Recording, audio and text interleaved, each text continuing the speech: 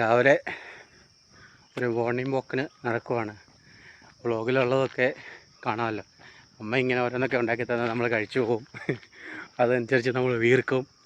എന്നെ അറിയാവുന്നവർക്ക് അറിയാമല്ലോ, പച്ചവെള്ളം കുടിച്ചാലും വണ്ണം വെക്കുന്ന നല്ലൊരു ശരീരപ്രകൃതിയാണ്. അതിലുപരി അടിപൊളി. ഇത് മൊത്തം റബ്ബറും തോട്ടമാണ് സൈഡിൽ കാണുന്നത്. നമ്മൾ പോകുന്ന വഴിയിലെല്ലാം ശാന്തമായ അടിപൊളി ഒരു അറ്റ്മോസ്ഫിയറാണ്. അപ്പോൾ നമുക്ക് നടന്ന് രാവിലെ പോകുമ്പോൾ നല്ല ഓക്സിജനും നല്ലൊരു ഫ്രഷ് മൈൻഡ് നമുക്ക് ഇവിടെ നിന്ന് കിട്ടുന്നതാണ്. കുഴപ്പമൊന്നുമില്ല, നല്ല സെറ്റപ്പ് സ്ഥലമാണിവിടെ. അവർ വോക്ക് ചെയ്യുകയാണെങ്കിൽ നമുക്ക് നമ്മുടെ ഹെൽത്തും ആകും, അതുപോലെ തന്നെ ഇതുപോലെ എൻജോയ് ചെയ്യുകയും ചെയ്യാം.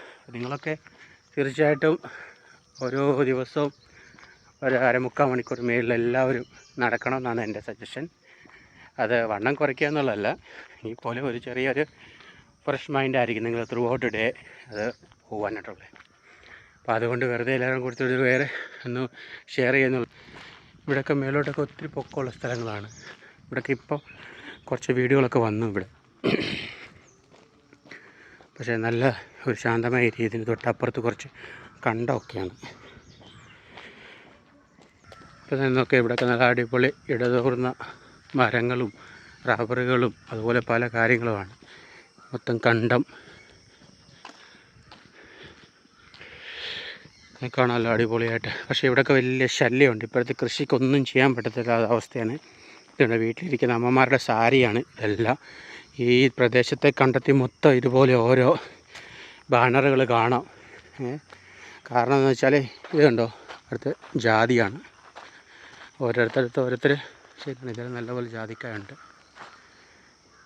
കാണാമല്ലോ. നിന്നാണ് നിങ്ങളെ കാണിക്കാൻ വേണ്ടി. എനിവേ, ഇത്രയും നല്ല സെറ്റപ്പ് നേച്ചറാണ് നമുക്ക് നടക്കാനുള്ള കേരളത്തിൽ പലയിടങ്ങളിൽ.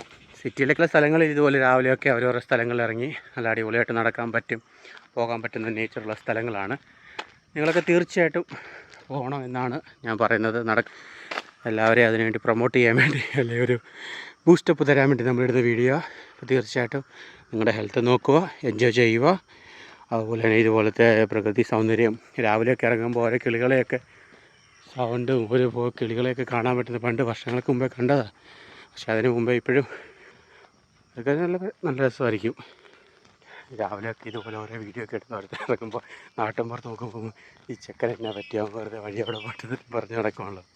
പക്ഷെ ഇപ്പം എന്ത് ചെയ്യാനാ, ഇത് ചിന്തിക്കുന്നവർ ചിന്തിക്കും.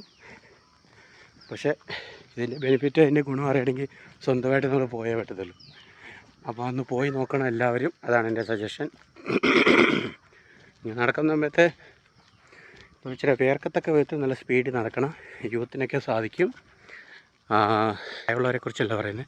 ഈ ഭാഗങ്ങളൊക്കെ ഉണ്ട്, ഇതെല്ലാം മൊത്തം കാടുകളാണ്. ഇവിടെയൊക്കെ പന്നികളൊക്കെ ഇരിക്കാൻ നല്ല പറ്റിയ സ്ഥലങ്ങളാണ് ഇതൊക്കെ. പക്ഷേ എന്ത് ചെയ്യാൻ, എല്ലാവരും പ്രായമുള്ളവരൊക്കെ ഉള്ളവരെല്ലാം വെളിയിലും, കൊച്ചു പ്രായമുള്ളവർ മാത്രമേ ഇവിടെ ഉള്ളൂ. എല്ലാ ബാക്കിയുള്ളവരെല്ലാം വെളിയിലും ഇവിടെയൊക്കെ പോയിക്കേണ്ടി ഇതൊന്നും കൃഷി ചെയ്യാനുള്ള സ്ഥലങ്ങളില്ല.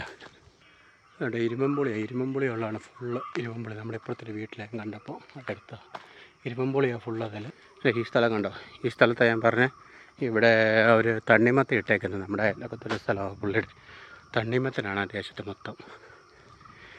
ഇവിടുന്ന് വേറൊരു ഒരു ചേട്ടൻ്റെ പറമ്പാണിത്. നല്ല അടിപൊളി തണ്ണിമത്തനുള്ള സ്ഥലമാണ്. ഇട്ടേക്കോ ഒന്നും വന്നില്ല ഈ ഭാഗങ്ങളിലെല്ലാം ചെയ്തേക്കുന്നവർ. അപ്പോൾ ഇതുപോലെ അടിപൊളി സ്ഥലങ്ങളൊക്കെ കണ്ട് എൻജോയ് ചെയ്ത് നടക്കണമെങ്കിൽ രാവിലെ എല്ലാവരും എഴുന്നേൽക്കണം. അതിനുശേഷം ഇതൊക്കെ അനുഭവിക്കണം. അപ്പോൾ നമ്മുടെ തീരാറായി, ഞാൻ വീട്ടിലെത്താറായി. അപ്പോൾ ഇനി ഇതുപോലത്തെ ഒരു വീഡിയോയിൽ പിന്നീട് കാണാം. അതുവരെ ബൈ ബൈ. നമ്മുടെ ചാനൽ സബ്സ്ക്രൈബ് ചെയ്യണം, ലൈക്ക് ചെയ്യണം. പിന്നീട് കാണുമ്പോൾ ബൈ.